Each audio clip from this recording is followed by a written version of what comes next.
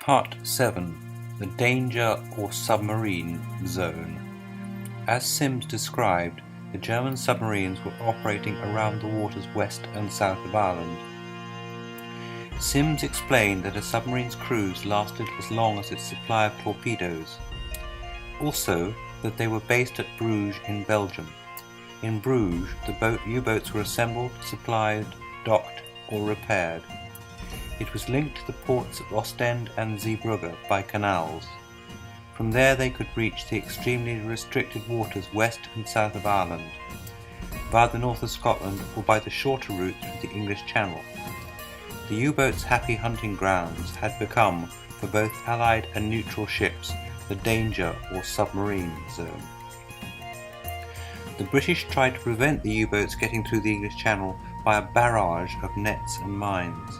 Nets were suspended from buoys to hinder U-boats attempting to get through the channel underwater or on the surface. The net barrier incorporated ingenious devices such as indicator buoys, which sent up a smoke signal if a U-boat disturbed the net. Despite these measures, Sims concluded that the mines, nets, and other obstructions that were intended to prevent the passage of submarines were not particularly effective. In the spring of 1917, the German U-boats had little difficulty in slipping through, particularly in the night time, and from this point the distance to the trade routes south and west of Ireland was relatively a short one. Sims explained that while the few destroyers cruised around in their assigned areas, there were very few encounters between destroyers and submarines, at least in the waters south and west of Ireland, for the submarines took all precautions against getting close enough to be sighted by the destroyers. The patrol system was a defensive measure against which enemy submarines just kept out of sight of destroyers and operated when they were absent. This was necessarily most of the time. The submarine zone was such a big place, and the Allied destroyer fleet was so pitifully small that it was impossible to cover it effectively.